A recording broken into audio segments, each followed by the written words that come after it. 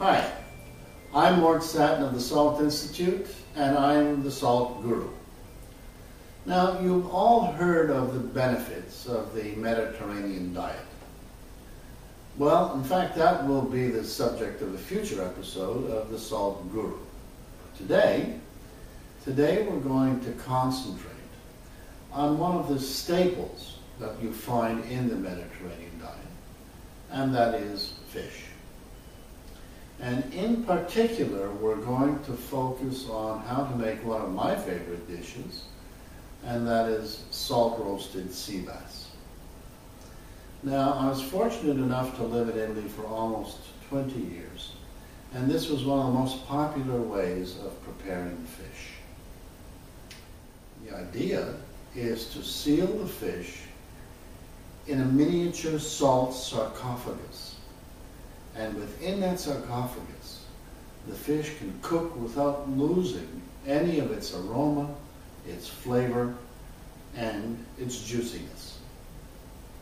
What kind of fish do you normally use for salt roasting? Well, to be honest, salt roasting works best with a medium-sized fish, let's say 2 to 4 pounds. You can also use a larger fish all the way up to 8 pounds if you want it. And it can also work with center-cut portions of even larger fish. Now, although it will work with any kind of fish, since the salt seals in the juices, I prefer to use a technique with white-fleshed, non-oily fish, along the lines of sea bass or perhaps red snapper, grouper, or even porgy. You don't really want to seal in the oils of an oily fish. So, what do you need? Well, you need a suitable medium-sized fish, preferably fish such as sea bass, which we're going to use today. Here are the ingredients you'll need. A medium-sized fish from 2 to 8 pounds. When choosing the fish, make sure it's fresh with bright red gills and clear, shiny eyes. You'll need a herb mix for the cavity of the fish, or individual herbs such as rosemary, parsley, or bay leaf. You also need some lemon slices. You'll need about 3 to 5 pounds of kosher salt, which you probably won't use all of. You'll need an egg white to help seal the salt crust, a pan large enough to lie the fish flat in a single layer, and some olive oil to coat the pan so that nothing sticks. The first thing to do is to preheat the oven to 450 degrees Fahrenheit to make sure that the salt crust seals quickly. Now, we start making the salt mixture by adding the egg whites to about 3 to 4 ounces of water and mixing gently. Then we add this egg white and water mixture to the salt and incorporate it to get a granular consistency. Now, you don't want it too wet, but on the other hand, if it's too dry, the salt mixture will not stick together. Now, let's get to the fish. The first thing we do is to carefully place the lemon slices in the inside cavity. Fresh lemons, particularly those that have a thick peel, add a wonderful aroma to the fish, and you can use limes as well. Once this is done, we can sprinkle the herbs into the same cavity. Now, here I'm using a mixture that I picked up in Corsica that happens to go particularly well with fish. As you know, Napoleon was born in Corsica, and he always said that he knew he was getting close to the island well before he saw it. It was the fragrant aroma of the herbs in the air that told him that he was getting close to his home.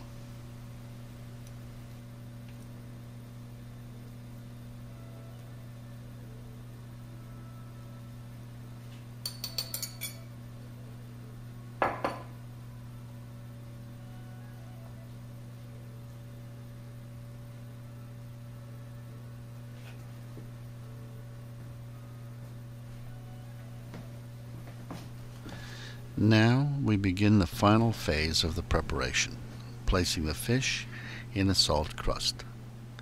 Now, I like to simplify cleanup, so I always start by adding a bit of olive oil to the pan to prevent sticking.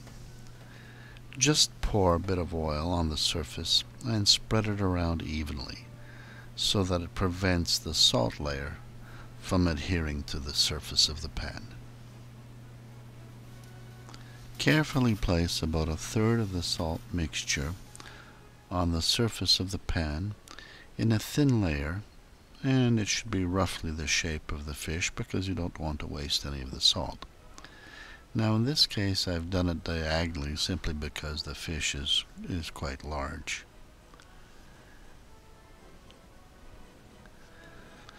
Once that's done, you'll be placing the fish on that thin salt layer and then covering it with the rest of the salt mixture.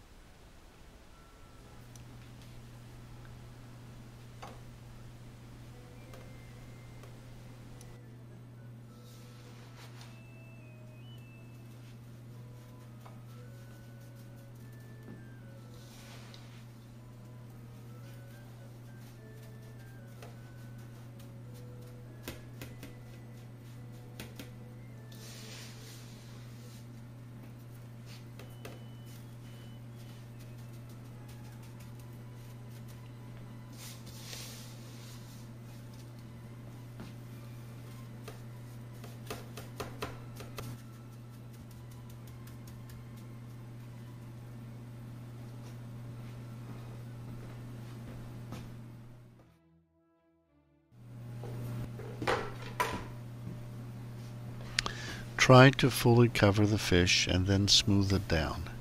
This is what it should look like just before it goes into the oven. Once it's ready, make sure that you turn down the temperature of the oven to 425 degrees Fahrenheit before you put the fish in.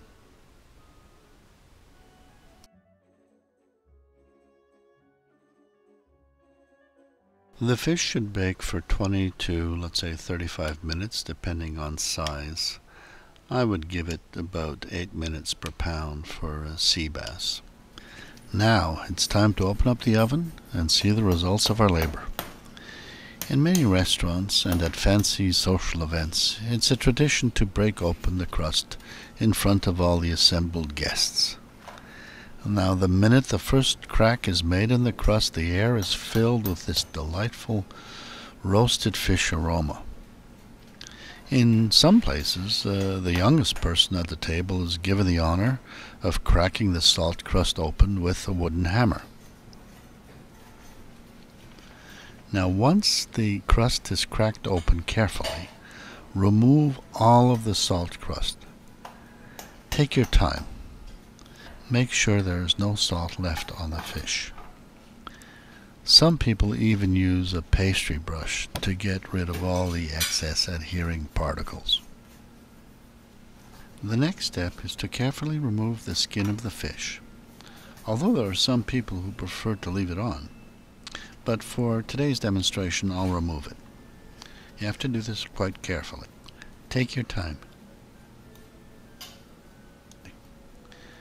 Now, once the skin has been removed completely, you should score the fish down the lateral line before slicing it prior to plating it out. You can then plate out the fish any way you want, on individual plates or on a central platter. You can garnish the fish with a sprig of freshly picked chives or parsley, and of course you must have a slice or two of lemon.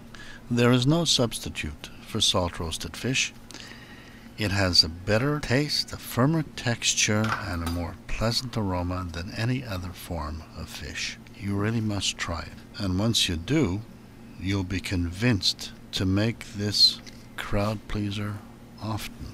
Until next time, this is the Salt Guru saying bye-bye and buon appetito.